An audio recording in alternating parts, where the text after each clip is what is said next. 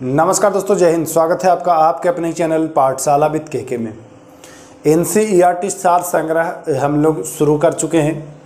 इससे पहले एक वीडियो मैं आपको दे चुका हूं, उसी का यह पार्ट 2 है। इसमें प्राचीन इतिहास से हमने शुरू किया है। प्रागैतिहासिक इतिहास के स्रोत के बारे में हम लोग जान रहे हैं। तो यह दूसरा वीडियो है, पार्ट 2 है। इससे पहले वाला अगर नहीं देखा है आपने तो उसको देख लीजिए, क्योंकि उसको देखेंगे और फिर कंटिन्यू करेंगे तभी मज़ा आएगा। वैसे सीक्वेंस में ही पढ़ना चाहिए, ऐसे नहीं कि छोड़ छोड़ के। हमने वीडियो पर नंबरिंग भी कर दिया है। वो पहला वाला है, ये दूसरा वाला है। तो इतिहास से शुरू है। अब ये जा कर के जो ये सेशन है लंबा चलेगा, क्योंकि इसमें बहुत सारे सब्जेक्ट कराने हैं मुझे। अभी हिस्ट्री कराऊंगा, पॉलिटिक्स कराऊंगा, ज्योग्राफी कराऊंगा, इकोनॉमिक्स कराऊंगा, साइंस कराऊंगा, पर्यावरण कराऊंगा, सब कुछ मैं कराने वाला हूं। तो थोड़ा लंबा चलेगा, है कि नहीं? थोड़ा लंबा चलेगा, पार्ट बाई पार्ट आपको वीडियो मिलता रहेगा। तो चलिए शुरू करते हैं। इसमें प्रमुख अभिलेख व शासक, अभिलेखों से भी बहुत जानकारी मिलती है। अभिलेखों का अध्ययन क्या कहलाता है? एपिग्राफी, पिछले वीडियो में आपने पढ़ा है। तो अभिलेख, कौन सा अभिलेख किस शासक से संबंधित है? एग्जाम में तो एक तो पूछ देता है, जैसे ऐसे पूछा जाएगा। दूसरा तरीका है कि एक तरफ अभिलेख का नाम और दूसरे तरफ शासक का नाम दे देगा, तो उसको मिलान कराना होता है ना। तो जानते हैं अभिलेख और शासक। पूछता है हाथी गुम्फा अभिलेख संबंधित है, तो बताएंगे कलिंग नरेश। कलिंग नरेश खारवेल, यहां पर छूट गया है नाम, मैं लिख देता हूं, कलिंग नरेश खारवेल, ठीक ना। कलिंग नरेश खारवेल। हाथी गुम्फा अभिलेख का संबंध किससे है? तो बताएंगे कि कलिंग नरेश खारवेल से। हाथी कलिंग नरेश खारवेल, ओके। दूसरा ऐहोल अभिलेख। ऐहोल अभिलेख का संबंध है पुलकेशिन द्वितीय से। ऐहोल अभिलेख का संबंध किससे है? पुलकेशिन द्वितीय से। इसको याद कर लीजिएगा दोस्तों, एक बार इसका स्क्रीनशॉट आप लोग ले लीजिए। मैं उम्मीद कर रहा हूँ आपने स्क्रीनशॉट ले लिया है। इसको याद कर लीजिएगा, बहुत इंपॉर्टेंट है। लगभग बिहार के हर एग्जाम में पूछता है। बिहार के नहीं, बिहार से बाहर भी कोई एग्जाम होता है तो उसमें पूछता है, तो ध्यान रखना है, याद कर लेना है। ऐहोल अभिलेख पुलकेशिन द्वितीय, याद कैसे कर लीजिएगा? एक अक्षर पहला ए और दूसरा पू, एपू, ऐसे करके याद कर सकते हैं, बहुत ज़्यादा टफ नहीं है। नासिक, नासिक जो अभिलेख है यह गौतमी। शासक कौन है? नासिक अभिलेख से शासक संबंधित गौतमी। तो इसको याद कर लीजिएगा, ना और ग, नाग याद कर लीजिएगा, याद रह जाएगा। जूनागढ़ अभिलेख, जूनागढ़ अभिलेख से संबंधित शासक है रुद्र दामन। जी हाँ, जूनागढ़ अभिलेख रुद्र दामन। 1 से 2 बार वीडियो को देखेंगे, आपको बिल्कुल सब याद हो जाएगा। प्रयाग स्तंभ या प्रयाग प्रशस्ति पूछता है, तो बताएंगे समुद्रगुप्त। जी हाँ, प्रयाग स्तंभ या प्रयाग प्रशस्ति बताने वाले हैं आप, समुद्रगुप्त। उसी प्रकार से मंदसौर, तो मंदसौर जो है वह मालवा नरेश यशोवर्मन। यहां भी छूट गया, मालवा नरेश यशोवर्मन, ठीक ना।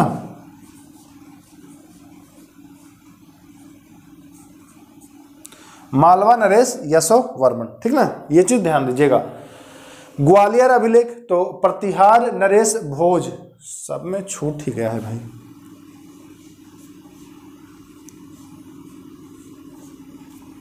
ग्वालियर अभिलेख प्रतिहार नरेश भोज से संबंधित है, ध्यान दीजिएगा। मंदसौर अगर पूछे तो मालवा नरेश यशोवर्मन, ग्वालियर पूछे तो प्रतिहार नरेश भोज। एकदम याद रखिए, एग्जाम में आना तय है। बिहार पुलिस हो, बिहार दरोगा हो, बिहार एसएससी हो, सीजीएल वाला हो, सब में आना तय है। तो हल्के में न लीजिए, एकदम पढ़िए।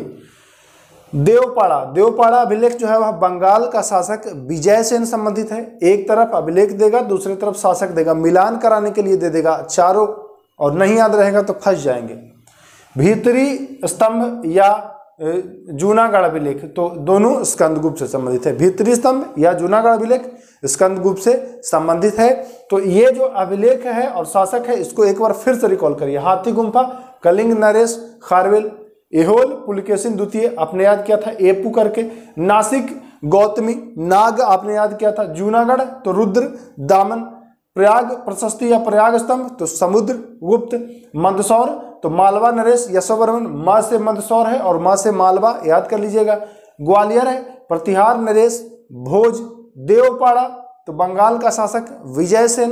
भाई देव जहां है तो वहां तो विजय होगा ही, जहां देव है तो वहां विजय तो होगा ही, तो ऐसे याद कर लीजिएगा देवपाड़ा विजय सेन।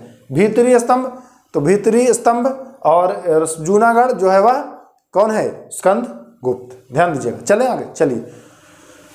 बौद्ध स्तंभ लेख से जानकारी मिलती है, पूछता है कि बौद्ध स्तंभ लेख से, जी हाँ हूबहू पूछेगा, बौद्ध स्तंभ लेख से किस काल की जानकारी मिलती है, क्या बताएंगे? तो बौद्ध स्तंभ लेख से शुंग काल की जानकारी मिलती है, शुंग काल की जानकारी मिलती है। ओके, चलिए आगे। ह्वेनसांग ने अपनी यात्रा वृतांत किस पुस्तक में लिखी है? आपको पता है कि ह्वेनसांग जो है वह चीनी यात्री है ना, तो इसने जब भारत में यात्रा किया तो यह अपनी यात्रा के बारे में एक किताब में लिखा, उस किताब का नाम पूछता है, तो उस किताब का नाम है सीयूकी। पूछता है कि सीयूकी क्या है, तो बताएंगे ह्वेनसांग की यात्रा वृतांत का वर्णन, ठीक ना। क्वेश्चन को रिवर्स में पूछ सकता है, सीयूकी क्या है, तो बताएंगे ह्वेनसांग की यात्रा वृतांत का वर्णन, या पूछ दे ह्वेनसांग की यात्रा वृतांत का वर्णन क्या है, तो बताएंगे सीयूकी। ये भी पूछ सकता है ह्वेनसांग किस देश से आया था, तो बताएंगे चीन, यह चीनी यात्री था। ओके, चलिए। अरबी भाषा की पुस्तक किताब उल हिंद की रचना किसने की? तो किताब उल हिंद की रचना जो है वह अल बरूनी ने की है। अब यहां से दो क्वेश्चन बनता है, किताब उल हिंद किस भाषा में लिखी गई पुस्तक है? तो किताब उल हिंद जो है वह अरबी भाषा में, कैसे याद करेंगे? आपको पता है कि किताब उल हिंद के लेखक अल बरूनी, आज से अल बरूनी और आज से ही इसकी भाषा है अरबी। रिलेट करके पढ़िए, सब कुछ याद हो जाएगा। अब आप नहीं भूलेंगे कि कभी आपसे कोई पूछे या आप ही किसी से पूछेगा कि भैया किताबुल हिंद अल बरूनी ने लिखा है, यह किताबुल हिंद किस भाषा में लिखी गई है, तो वो कंफ्यूज आ जाएगा, कहेगा अरे इतना डिटेल में कहाँ से पढ़ने लगे। तब आप बताइएगा कि आज से अल बरूनी और आज से अरबी, अब जिनसे पूछेगा वो भी याद कर लेंगे सदैव के लिए। तो एग्जाम में अब ऐसे प्रश्न पूछे जा रहे हैं कि किताबुल हिंद अल बरूनी द्वारा लिखी गई है, किताबुल हिंद किस भाषा में है, तब तो कहेंगे अरे अल बरूनी लिखा है, इतना तो यादें है, ये तो हम पढ़े ही हैं, पूछ दिया कुछ और। तो सही जगह पढ़िए, आप सदैव सफल रहेंगे। अरबी भाषा की पुस्तक किताबुल हिंद की रचना किसने की है? अल बरूनी। मार्को पोलो द्वारा किस राज्य की यात्रा का उल्लेख मिलता है? मार्को पोलो द्वारा किस राज्य की यात्रा का उल्लेख मिलता है? पांड्य देश की यात्रा पर आया था। किसकी यात्रा पर?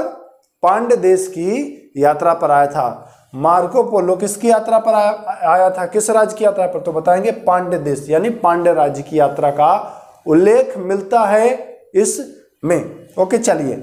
महाभाष्य से किस वंश के इतिहास का पता चलता है? महाभाष्य से शुंग वंश के इतिहास का पता चलता है। पतंजलि महाभाष्य के लेखक जो हैं वह कौन है, अगर पूछे कभी तो बताएंगे कि महाभाष्य के लेखक पतंजलि। तो यहाँ क्वेश्चन ऐसे बनेगा, पतंजलि के महाभाष्य से किस वंश के इतिहास का पता चलता है? बताएंगे शुंग वंश। या फिर क्वेश्चन को घुमाए पूछे कि महाभाष्य के लेखक कौन है, तो बताएंगे पतंजलि। ऐसे करके याद रखना है, रिलेट करके याद रखना है। अब कुछ चीनी लेखक हैं, उनका वर्णन है जो कि एग्जाम के दृष्टिकोण से महत्वपूर्ण है, तो इसको भी एक बार समझेंगे। एक बार मैं फिर आपको रिवीजन कराऊंगा, परेशान मत होइए। फाहियान, फाहियान कहाँ का था? तो बताएंगे फाहियान चीनी यात्री था, कोई दिक्कत नहीं। फाहियान चीनी यात्री था जो 399 ईस्वी से 414 ईस्वी तक भारत में रहा, यानी 15 वर्ष यह भारत में रहा। फाहियान 15 वर्ष भारत में रहा।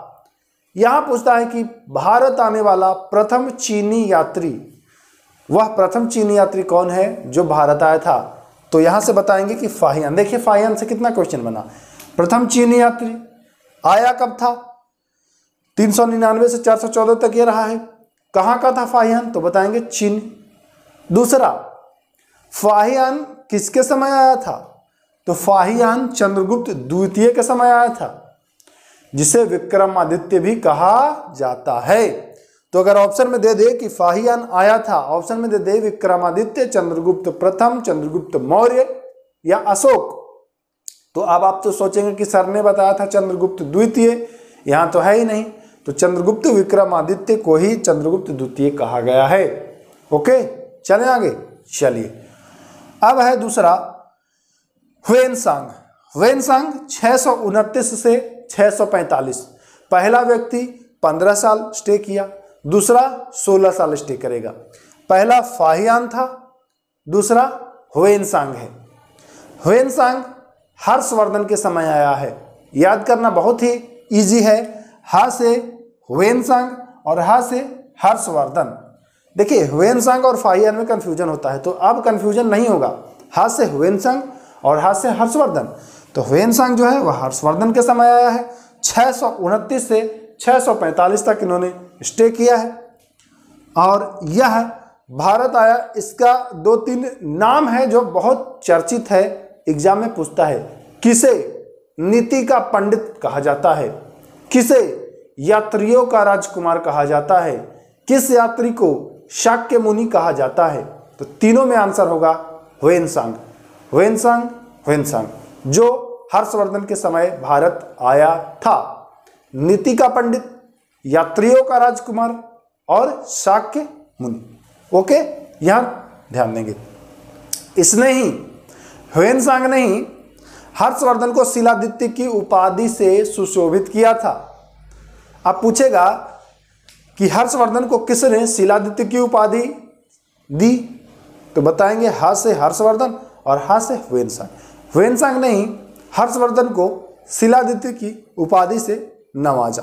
ओके, चलिए आगे। एक और है इत्सिंग। इत्सिंग है जो 673 से 675 के बीच इनका भारत में जो है वह पदार्पण रहा।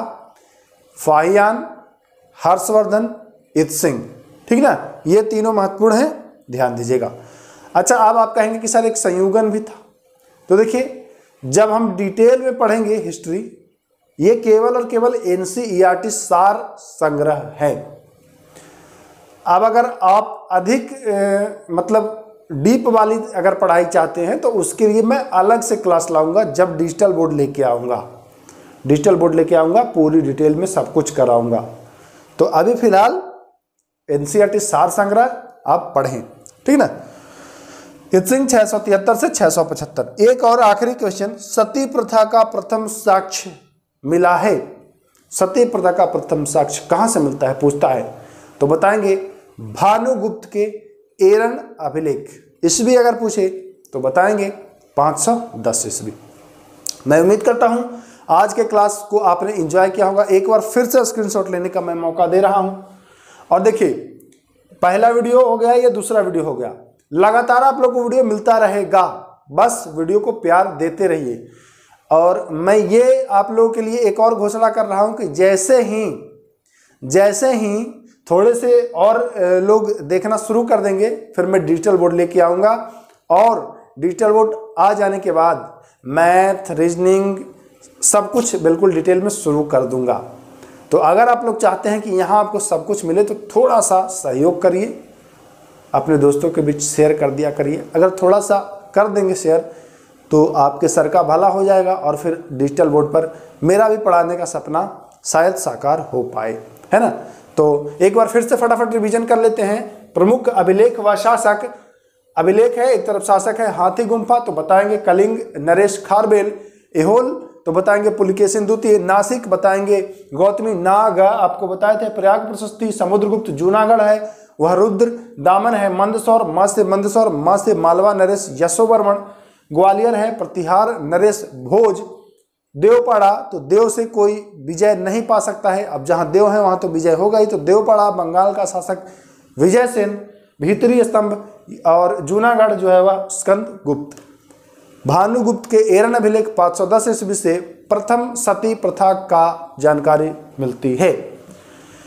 आगे बौद्ध स्तंभ से जानकारी मिलती है शुंग काल की, बौद्ध स्तंभ से जानकारी शुंग काल की। ह्वेनसांग ने अपनी यात्रा वृत्तांत लिखी है सीयूकी में। अरबी भाषा की पुस्तक किसने लिखी है? किताबुल हिंद अलबरूनी, आ से अलबरूनी, आ से अरबी, ऐसे करके हमने आपको बताया था। मार्को पोलो किस देश की, किस राज्य की यात्रा या देश, देखिए पहले देश को राज्य कहा जाता था, राज्य को देश कहा जाता था, तो ये मत कंफ्यूज होइएगा, है ना। तो किस देश की यात्रा पर आया था? तो पांड्य देश या पांड्य राज्य की यात्रा पर आया था। महाभाष्य के किस वंश से, महाभाष्य से किस वंश के इतिहास का पता चलता है? तो पता है आपको, शुंग। महाभाष्य के लेखक वह पतंजलि हैं, कोई दिक्कत नहीं है। कुछ चीनी यात्री लेखकों का वर्णन है, तो फाहियान जो है वह 399 414 स्टे किया है, प्रथम चीनी यात्री है। चंद्रगुप्त विक्रमादित्य के समय भारत आया था। दूसरा है ह्वेनसांग 629 से 645, 16 वर्ष रुका है। नीति का पंडित शाक्य मुनि, यात्रियों का राजकुमार की इसे संज्ञा दी गई है। ह्वेनसांग ने हर्षवर्धन को शिलादित्य भी कहा था, ध्यान दीजिएगा। इत्सिंग 673 से 675। तो ये रहा दोस्तों आज का पार्ट 2। कमेंट कर दीजिएगा वीडियो कैसा लग रहा है, क्या इसी क्रम में चलता रहे या फिर इसको रोक दिया जाए। आपके कमेंट का बेसब्री से इंतजार रहेगा। मिलेंगे, नमस्कार, जय हिंद।